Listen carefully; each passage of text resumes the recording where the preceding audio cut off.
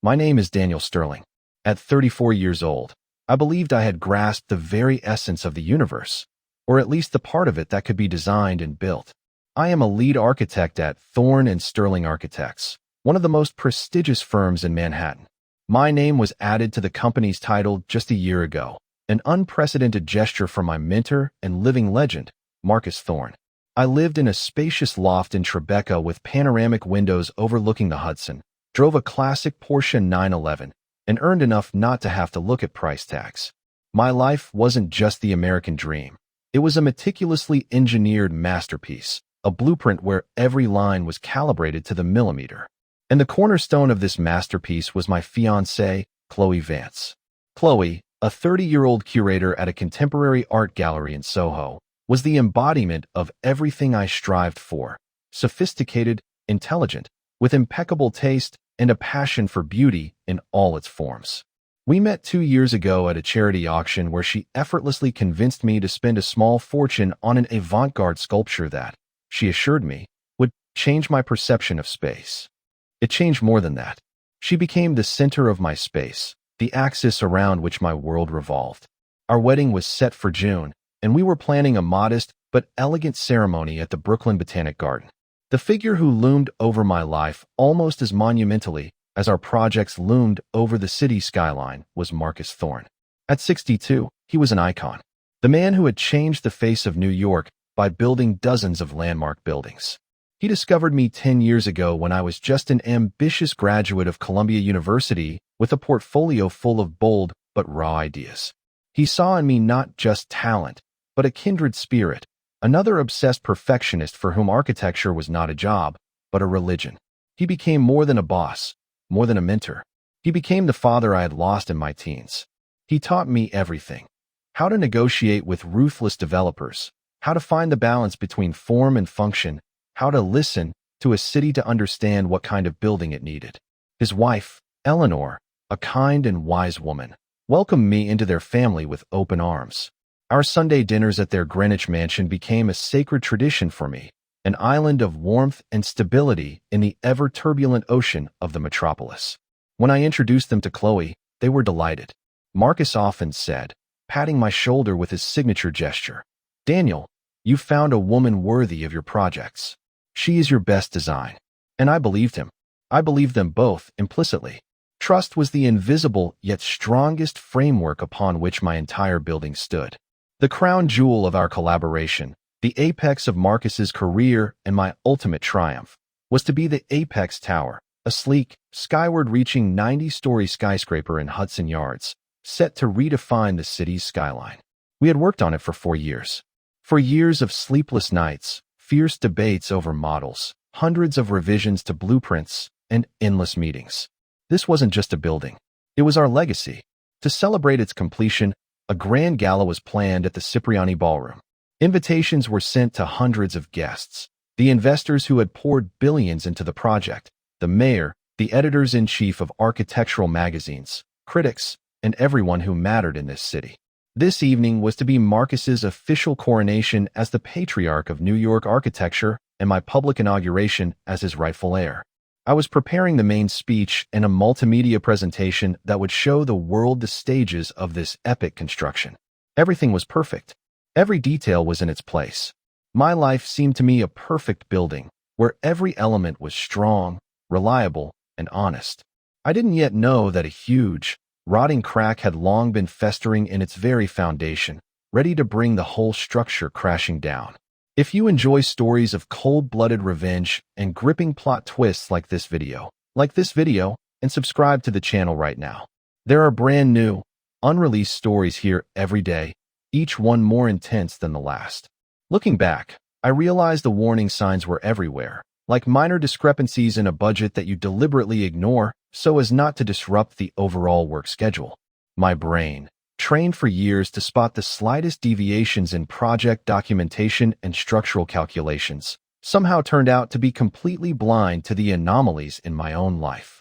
Probably because faith is the most powerful filter for distorting reality. And I believed them completely. The first signals appeared about 6 months ago. Chloe started working late more often. "A new exhibition, darling," she would say in a tired voice over the phone.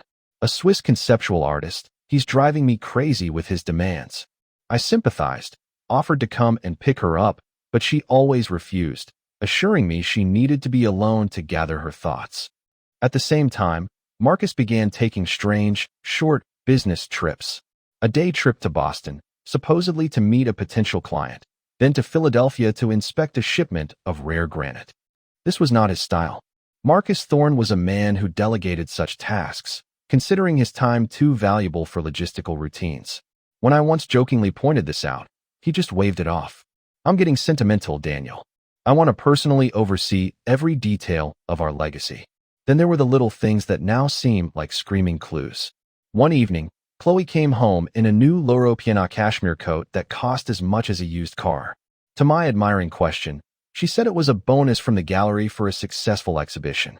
A few days later, at a meeting, I noticed Marcus, while talking about the budget, casually remark, "Some investments, even in cashmere, pay off handsomely." He winked at me, and I took it as a general joke about luxury, giving it no further thought. There were other moments. They're inside jokes, understood only by them. When the three of us had dinner, they would sometimes exchange quick, barely perceptible glances filled with a meaning I couldn't decipher. They might be discussing a mutual acquaintance from the art world or a new article in the Financial Times, but the subtext of their conversation clearly eluded me. I chalked it up to their shared generation and social circle, one into which I, despite all my success, had not yet been fully accepted. They had known each other longer. They had their own cultural code. That's how I reassured myself. The most alarming bell rang a month before the gala. We were at dinner at the Thorns in Greenwich. Eleanor, as always, was the life of the party, telling amusing stories from their youth. The conversation turned to travel. I was sharing our honeymoon plans for the Amalfi Coast. Suddenly, Chloe said, "By the way, Marcus, you never told me how you liked that little hotel in Vermont I recommended. The Whispering Pines." Marcus froze for a second with a wine glass to his lips. I remember Eleanor asking in surprise, "Darling, when were you in Vermont? You flew to Chicago for a conference last month." An awkward pause followed, which seemed to last an eternity. Marcus cleared his throat and replied with a slight smile, "That was before Chicago, my dear." It completely slipped my mind. Popped over for a day, had to meet with a stubborn landscape designer. And the hotel, yes, Chloe, was magnificent. Thanks for the tip. He spoke smoothly, confidently, but I, a man who had studied his expressions and intonations for 10 years, detected a false note in his voice. But what could I think? That my 62-year-old mentor, a faithful husband and a model of decency, and my 30-year-old fiancée were secretly meeting in Vermont? The thought was so absurd, so monstrous, that my brain simply refused to process it. I dismissed it as a ridiculous fantasy, born of the stress before the launch of the Apex Tower. I chose to believe the lie because the truth was too devastating even to contemplate. I continued to live in my flawlessly designed world, not noticing that the load-bearing structures were already covered in a network of deep, ugly cracks. It was Wednesday, 3 days before the gala. The office on the 57th floor of our previous flagship building was deserted.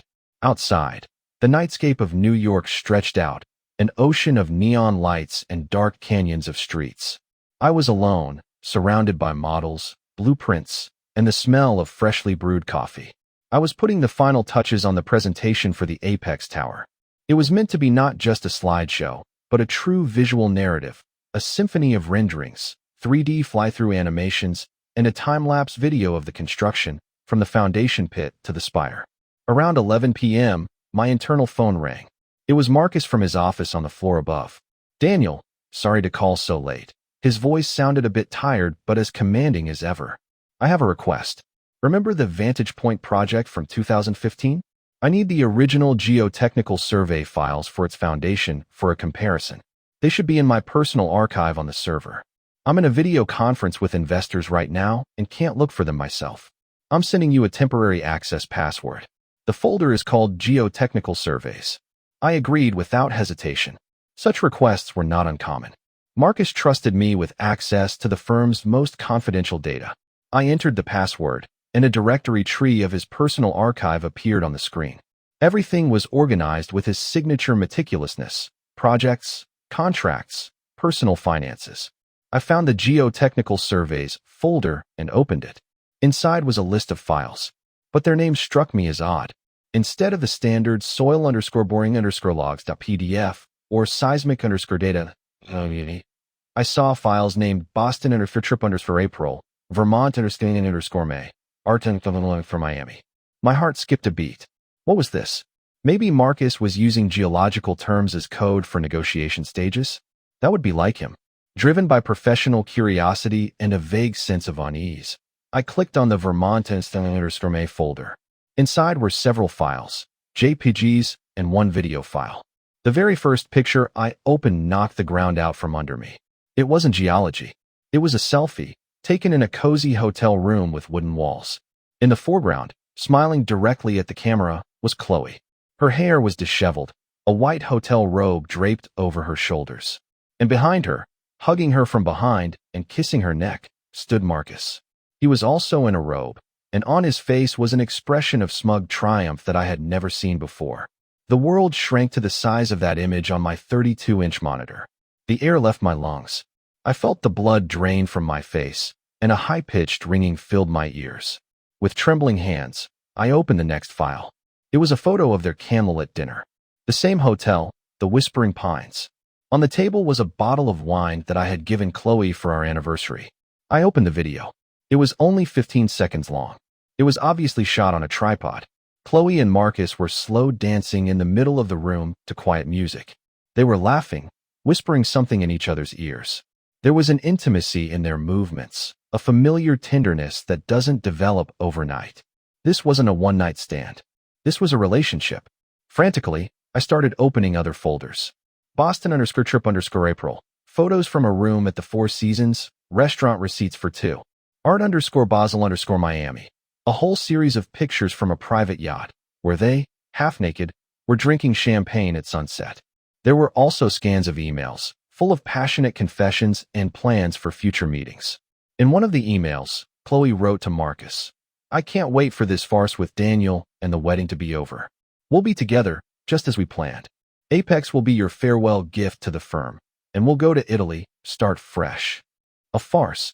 My life, my love, my plans, my future, it was all a farce. A performance stage for a single audience member, me. The betrayal wasn't just twofold. It was comprehensive, total, like an architectural project thought out to the smallest detail. Marcus wasn't just sleeping with my fiancée. He was planning to take everything from me. The woman I loved and the life's work he had promised to hand over to me. They had used me, my work, my talent, to build their own future on the ruins of mine. And the crown of their lies was to be the Apex Tower, a monument I was building in honor of the man who was systematically destroying me. I sat in the darkness of my office, staring at the glowing screen, and felt not just my life collapsing. My entire world was collapsing, floor by floor, until all that was left was a smoking foundation pit full of pain and deceit. The first reaction was a wave of nausea. I rushed to the bathroom and vomited so violently I thought I would disgorge my own insides. Then came the rage, blind, animal, primal.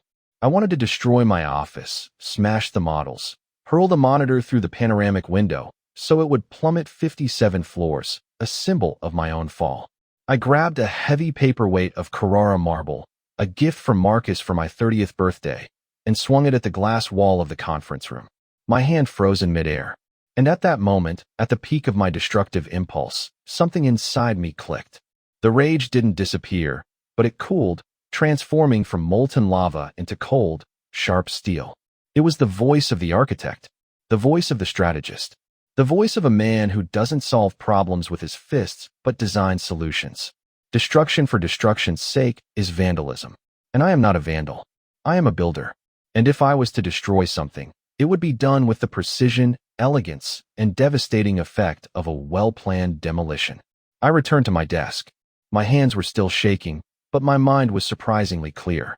I looked at the folder of evidence, and I saw in it not just incriminating material. I saw the building blocks for my new project. A project of retribution. I wouldn't confront them. I wouldn't call Chloe and scream into the phone. I wouldn't burst into Marcus's office and accuse him of betrayal.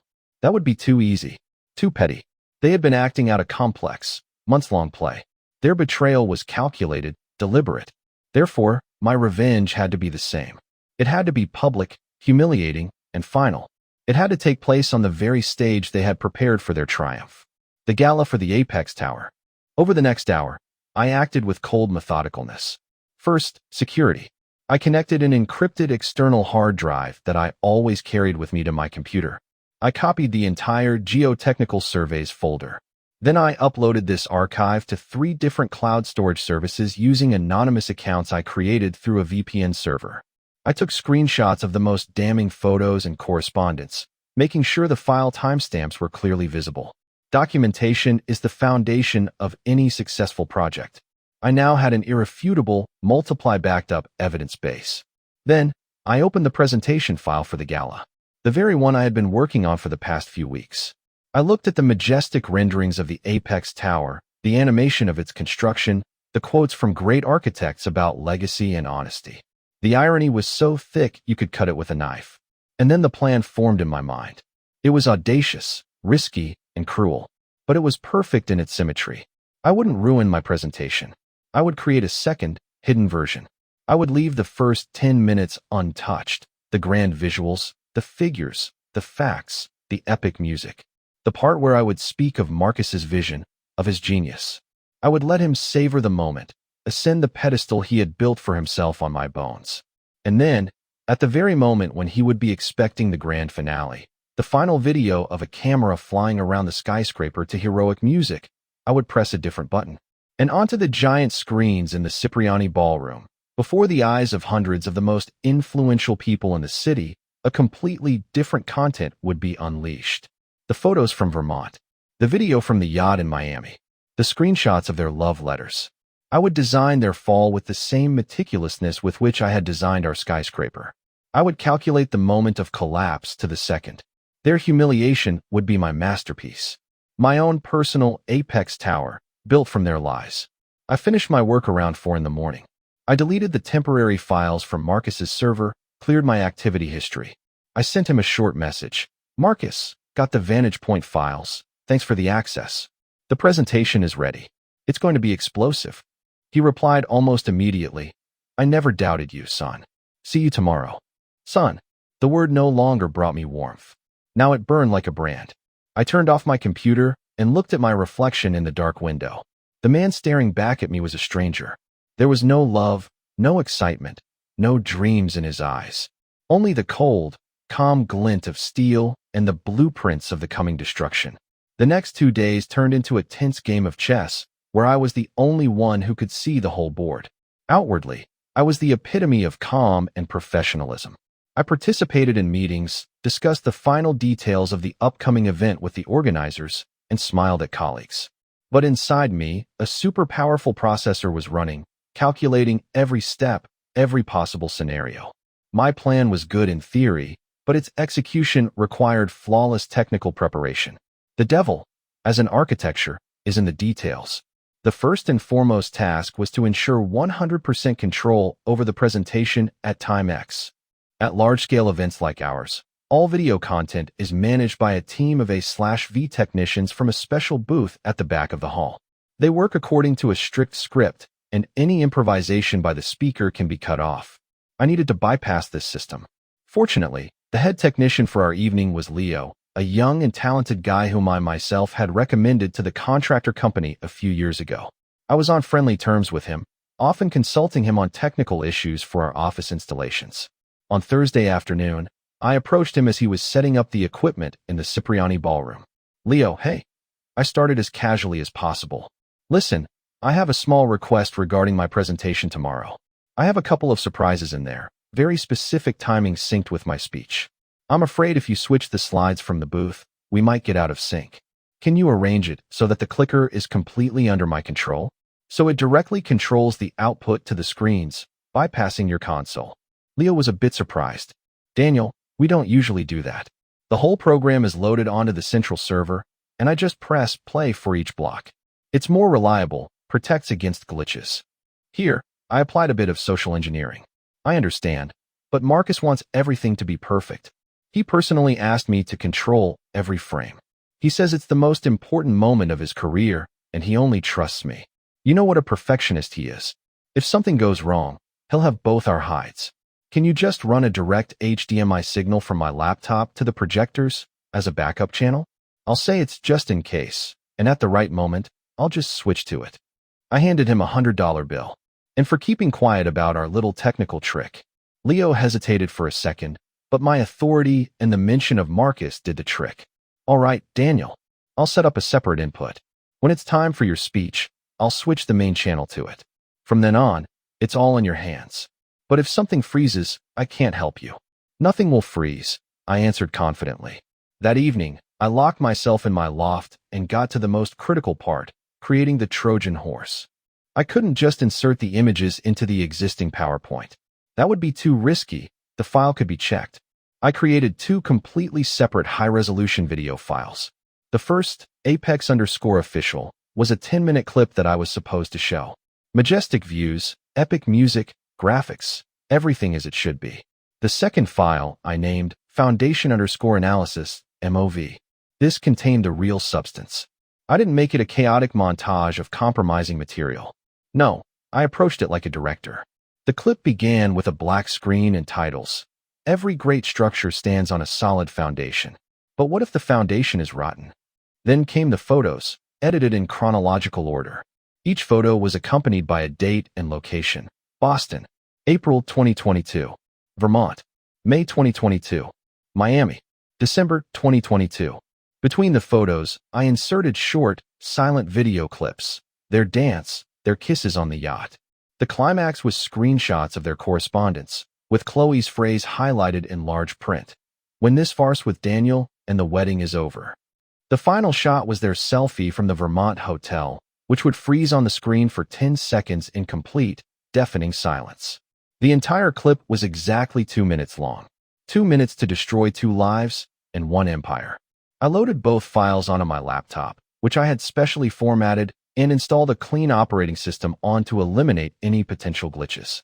I rehearsed my speech hundreds of times, perfecting every word, every pause. I rehearsed the transition from a celebratory tone to an icy one. I rehearsed the exact moment when my hand would press not next slide on the clicker, but the button programmed to launch the second video file. Everything was ready. All the structures were in place. All that remained was to wait for the hour when I would cut the ribbon at the ceremony of their public execution. Friday, the day of the gala, was the longest day of my life. It was filled with such a thick, suffocating lie that I felt I could physically not breathe. Every interaction was torture, demanding Oscar-level acting skills from me. In the morning, Chloe called me. Her voice was full of anticipation and tenderness that made my jaw clench. Good morning, my genius. Are you ready for your triumph tonight? I'm so proud of you. I've already chosen an Oscar de la Renta dress. I want to look worthy standing next to a future legend of architecture. I'm proud of us too, I replied in a flat, detached voice. It's going to be an unforgettable evening. You sound tired. Did you overwork yourself on the presentation? A note of concern crept into her voice. Just nervous, I lied. It's a big responsibility. Don't worry, you'll be magnificent. As always. I love you. I love you too, I said mechanically and hung up. I felt an urge to wash my hands. The office was buzzing with festive excitement during the day. Everyone was agitated, discussing the upcoming event. Around noon, Marcus came into my office. He looked more energetic and happy than ever. He was wearing a flawless chiton suit, and a victor's fire burned in his eyes. He placed his heavy hands on my shoulders. Well, Daniel, are you ready? Tonight, we'll show this city what true greatness is. This is your night as much as it is mine. You are the future of this firm. You are the one to whom I will pass my legacy. He said it with such sincerity, with such paternal warmth, that for a moment, I felt scared. Not for him, but for myself. For the part of me that still wanted to believe him, that desperately clung to the image of the hero he himself had created. But then I remembered the photo from Vermont, and that momentary weakness passed. I'm ready, Marcus, I said, looking him straight in the eye. I've prepared something special, something that will be remembered for a long time. He smiled even wider. I never doubted it. You've never let me down. He left, leaving behind the expensive scent of his cologne and the bitter taste of betrayal. The most difficult test was a call from Eleanor. She called me around 3 in the afternoon.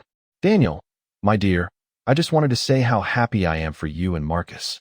He is so proud of you. Last night, he told me all evening that you've surpassed all his expectations, that you are like a son to him. You're like a son to me too. You know that. I'll be sitting in the front row tonight, applauding you both louder than anyone." Her voice was so warm, so sincere. And at that moment, for the first time in 2 days, I felt not cold rage, but a sharp, piercing pain. Pain for her. She was as much a victim of this deceit as I was. My plan, my retribution, would crash down on her with the same force as it would on them. I was about to destroy her husband and her world before her very eyes. Was it fair to her? For a second, I hesitated. Maybe I should call it all off. Just leave, disappear from their lives, leaving them alone with their dirty secret. But then I realized that would be a betrayal to Eleanor. To let her live a lie, to allow them to continue this charade, that would be the real cruelty. The truth, no matter how ugly, was better than a beautiful lie. She deserved to know who she had lived with for 40 years. "Thank you, Eleanor," I said, trying to keep my voice from trembling. "Your support means so much to me. I'll see you tonight."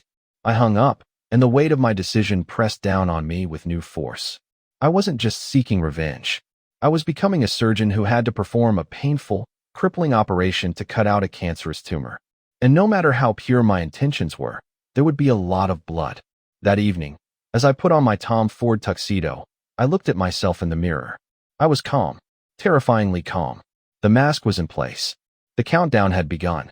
The ballroom at the Cipriani on 42nd Street was transformed beyond recognition. High ceilings with Murano chandeliers, walls draped in deep blue velvet, and round tables covered with snow-white tablecloths and adorned with arrangements of white orchids. The air was thick with a cocktail of expensive perfumes, hushed conversations, and soft jazz music. Hundreds of guests, the elite of New York in tuxedos and evening gowns, filled the space, creating a vibrant, buzzing hive of power, money, and ambition. The mayor was here, senators, heads of investment banks, owners of construction corporations, editors from Vogue and Architectural Digest. Everyone had come to pay homage to Marcus Thorne and his new creation. I entered the hall with Chloe. She was dazzling in her emerald green dress, which perfectly accentuated her figure and red hair. She held my arm, smiling for the photographers and greeting acquaintances with the grace of a born socialite. "Look, Daniel, everyone's here," she whispered in my ear, her breath smelling of champagne. "The whole city is at our feet." At his feet, I corrected mentally, maintaining a polite smile on my face. We approached the main table, where Marcus and Eleanor were already seated. Marcus was the center of attention, as befits the king of the evening. He was shaking hands, accepting congratulations, his laughter booming through the hall. He looked absolutely happy, at the pinnacle of his power. Eleanor, in an elegant champagne-colored dress, sat beside him, her face glowing with pride and love. She stood up to hug me. "Daniel, you look stunning, but so serious. Relax, this is your celebration." I forced a smile and sat down. Chloe immediately struck up a lively conversation with a famous art critic sitting opposite us. I, however, silently observed the scene. I saw Marcus, while telling another anecdote, casually touch the hand of Chloe, who was sitting next to him. It was a fleeting, almost imperceptible gesture, but for me, it was like a flash of lightning. I saw their eyes meet for a split second over the heads of the other guests, and in that look was everything: a shared secret, anticipation, and contempt for the world they so easily deceived. I felt like a ghost at this celebration of life.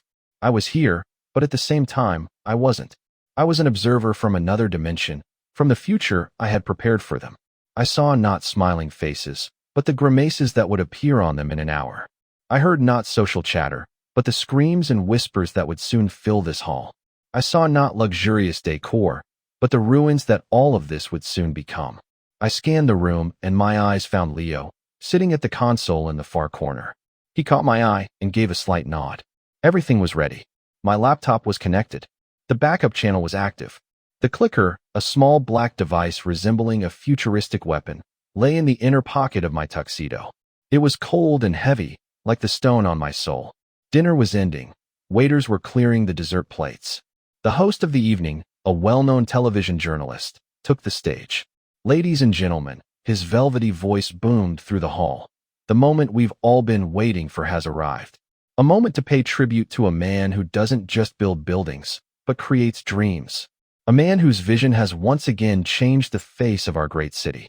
Please welcome a legend, a maestro, Marcus Thorne. The hall erupted in applause. Marcus rose from his seat, kissed Eleanor, gave me an encouraging pat on the shoulder, and headed for the stage, basking in the glow of glory. The show was beginning. My show.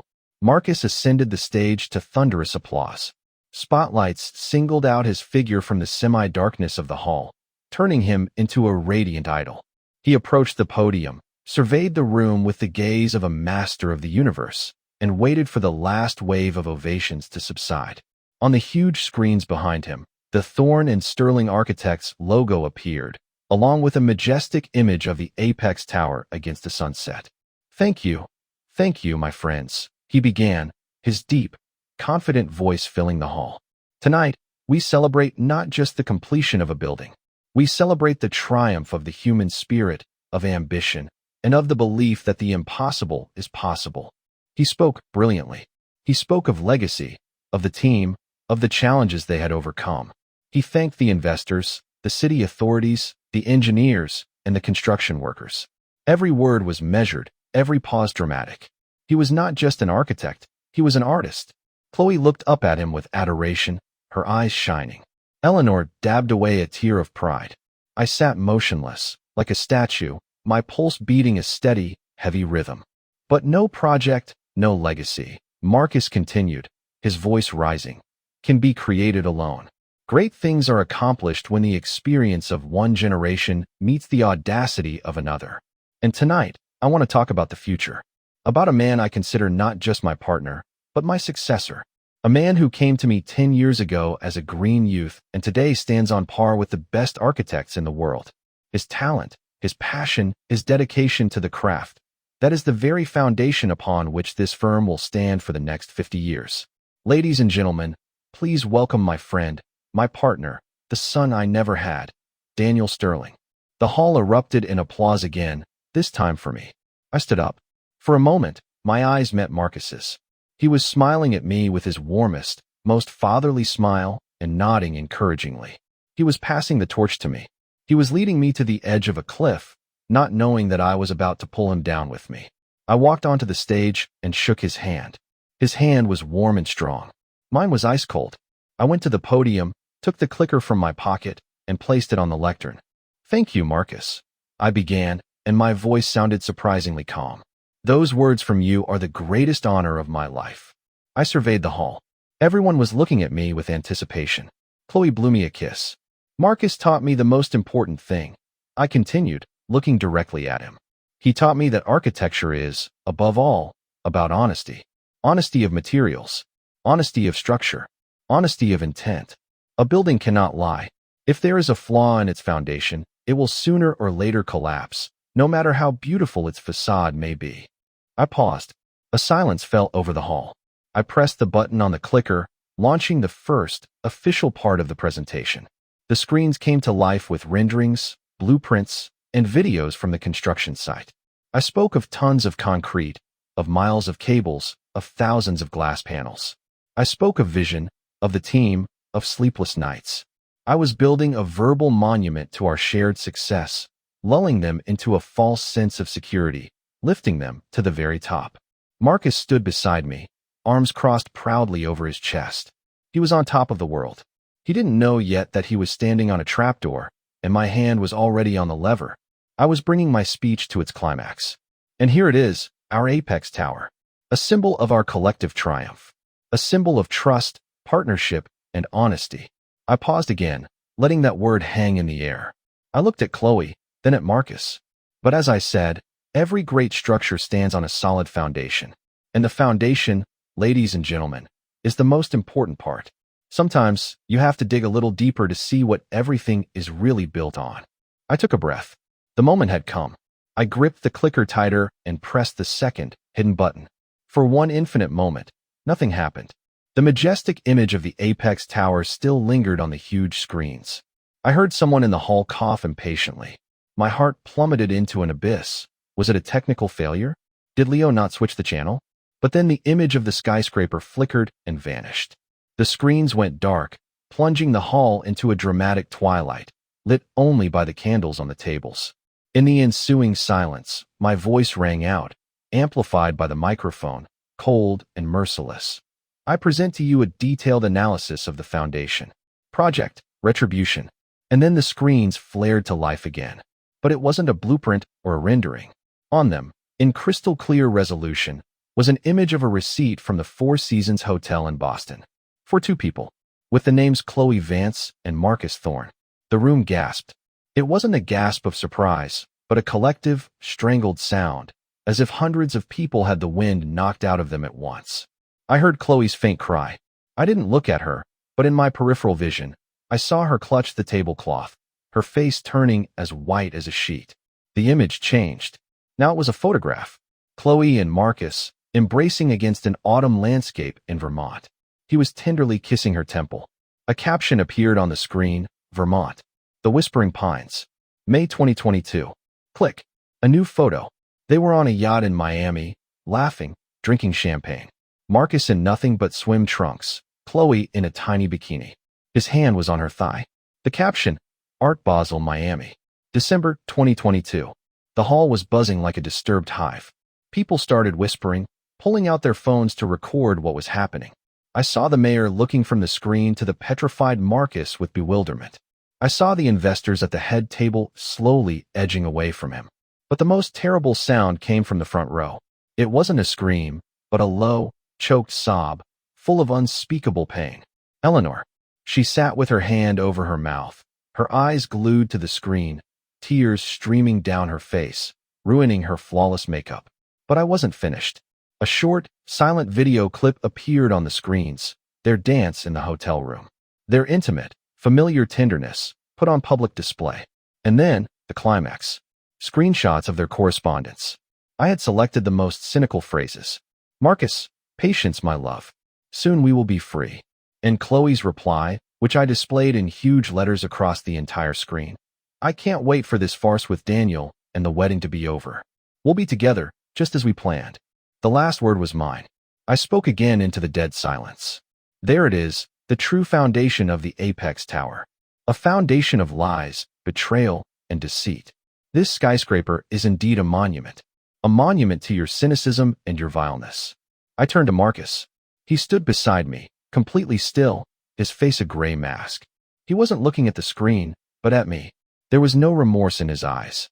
Only a cold, concentrated hatred. This was your project, Marcus, I said to him quietly, but the microphone carried my words throughout the hall. And this is mine.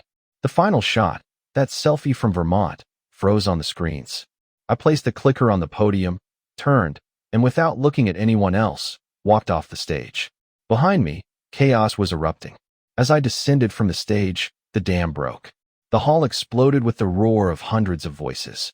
It was no longer whispers, but open exclamations of amazement, indignation, and schadenfreude. The press, sensing blood, rushed towards the stage with their phones and recorders. The security guards, not understanding what was happening, tried to form a semblance of a cordon around Marcus and Chloe.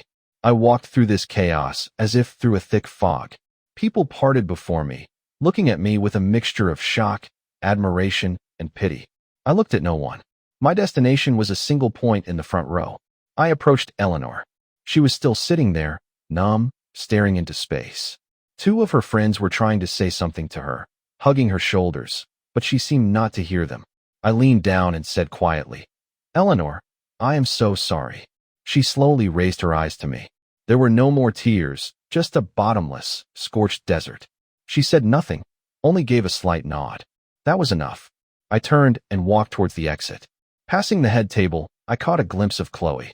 She was sobbing, her face buried in her hands, her shoulders shaking. The art critic she had been chatting so animatedly with an hour ago had demonstratively pushed his chair away from her. Her career, her reputation, her world were crumbling in real time, and no one was offering her a helping hand. On stage, Marcus finally came to his senses. He grabbed the microphone and tried to shout something, to drown out the noise of the crowd. It's all a lie, his voice broke. It's a fabrication. He's gone mad. He's getting revenge on me because But no one was listening.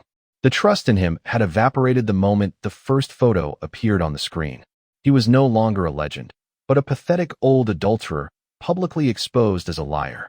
His empire had collapsed in 2 minutes. I walked out of the ballroom into the quiet, cool hallway. The noise and shouting remained behind the heavy oak doors. I leaned against the wall and, for the first time in 3 days, allowed myself to take a deep breath. I felt no triumph, no satisfaction, only a vast, all-consuming emptiness and exhaustion. Revenge had not been a sweet dish, but a bitter medicine that had hollowed me out as much as it had my enemies. Leo came out of the hall. He walked up to me, his eyes as wide as saucers. "Dude," was all he could manage. I didn't see anything. My monitor was off, just like you asked. "Thanks, Leo." I shook his hand. "You helped me a lot. And now, I think you should probably disappear. There are going to be a lot of questions here soon." He nodded and quickly vanished down a service corridor. I called the elevator. When the doors opened, I came face to face with several guests hurrying to abandon the sinking ship. They looked at me with silent respect. One of them, the head of a major investment firm whom I had met several times at meetings, stopped me. "Sterling," he said, placing a hand on my shoulder. "You've got balls of steel. Come see me next week. I have a job for you." I stepped out onto 42nd Street. The night air of New York had never felt so fresh. I didn't call a cab. I just started walking. I walked through the streets, past glowing storefronts, past rushing pedestrians, past everything that, just an hour ago, had constituted my world. That world was now gone. I had burned it to the ground. Behind me, in the opulent ballroom of the Cipriani, the ruins of 2 reputations and 1 great firm were smoldering. Ahead lay complete uncertainty, but for the first time in a long time, that uncertainty didn't frighten me, because it was honest. If you're interested not just in the revenge itself, but in what happens after, how heroes build a new life on the ashes, stay with us. New stories about consequences and rebirth are released on the channel every week. Don't forget to subscribe and hit the notification bell so you don't miss a thing. By Saturday morning, the story was everywhere. It hadn't just leaked to the press. It had burst the information dam. Videos of my performance, filmed on phones by dozens of guests, went viral. Page 6 in the New York Post ran with a giant headline: "Architect demolishes his own tower of lies." Bloomberg and the Wall Street Journal published analytical articles on the inevitable collapse of the Thorne Empire. Architectural blogs and forums were buzzing, dissecting every frame of my exposé. My name was on everyone's lips, but I had turned off my phone, deactivated all my social media accounts, and locked myself in my loft. I needed to weather the storm in silence. The consequences for Marcus and Chloe were swift and merciless. On Monday morning, an emergency meeting of the board of directors of Thorne and Sterling Architects was held. By lunch, an official statement was released. Marcus Thorne was immediately and dishonorably dismissed from the company he himself had founded. His name was removed from the title. The firm was in turmoil. Within a week, 3 major clients, including an Arab sovereign wealth fund, terminated their contracts, citing reputational risks. The great firm, which had survived several economic crises, began to crumble before my eyes. For Chloe, it ended even faster. The owner of the gallery where she worked had been at the gala. On Saturday morning, she received a brief email informing her of her termination due to actions detrimental to the gallery's reputation. The art world, which seemed so bohemian and free from prejudice, turned out to be a tight, unforgiving web of connections and reputations. Her name had become toxic. No one wanted to be associated with the woman who had become the symbol of a scandalous betrayal.